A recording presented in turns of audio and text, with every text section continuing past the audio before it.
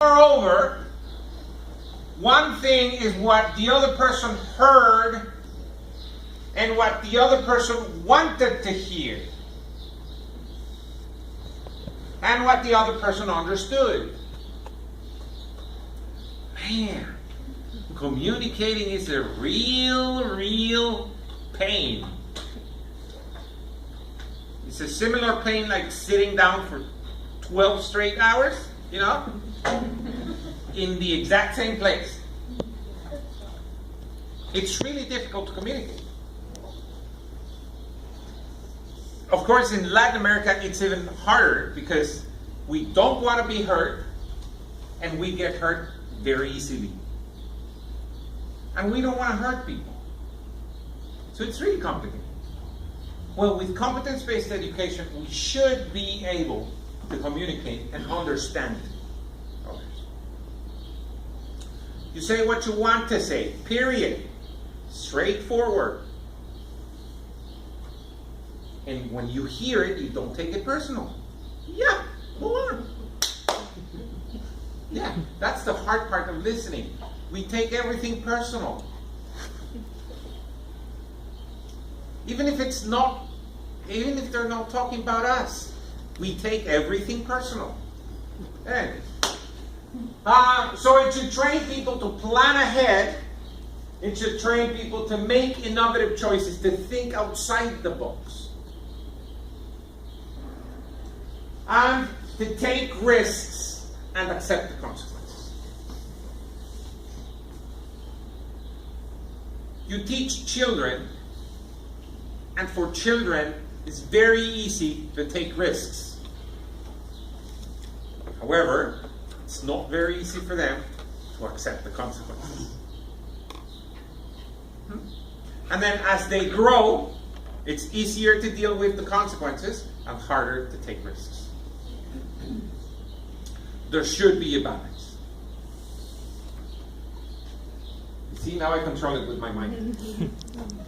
Now there is a common misunderstanding of what a competence is versus a competency.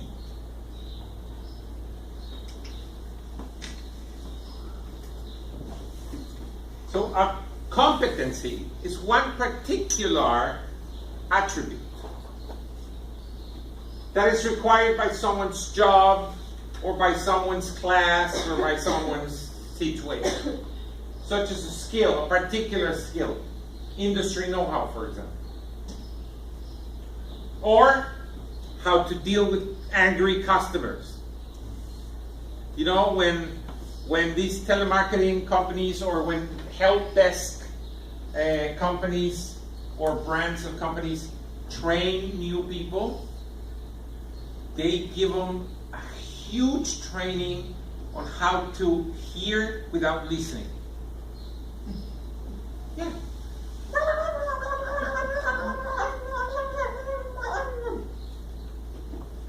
They don't give. They don't care. I remember the first time they tried to charge me overweight for my luggage at Volaris. I swear it was a carry-on, and they didn't care. I was so mad. I mean, in the end, it's not the lady who's in front of me, it's not her fault. She's doing what she's told to do, but she has to deal with a whole bunch of angry customers. I was pissed. I was really furious.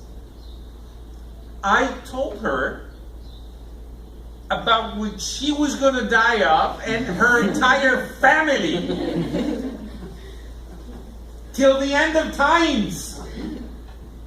And she didn't move a hair.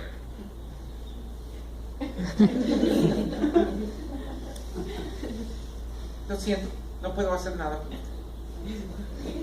Either you pay or you pay. Or you don't take the flight. You choose. Anyway. So that is a particular competency. Yeah? And a competence is the whole thing. A competence is what I like to say a three-dimensional focus of teaching and learning. Why three-dimensional? Because it has three dimensions: the knowledge, the skills, and the attitudes.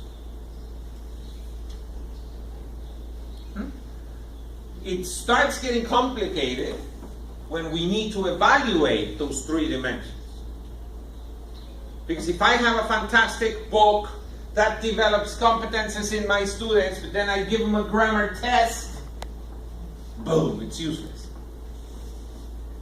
Everything they learned is useless. Because in the end of the line, they're going to do the test, they're going to suck badly at the test, they're going to fail, and it's not really showing what really happened. So, we need to develop competences, yes, but we also need to change the way we evaluate. We have to evaluate those three dimensions of teaching and learning. Okay? So, as the easiest way to look at the differences is a competency is what is required for a particular job, while a competence is what we develop and what we have. A competency is knowing the grammar, that you guys know the grammar. A competency is that you know the pronunciation rules. For example, in CAT questions, rising intonation, falling intonation. Those are competencies.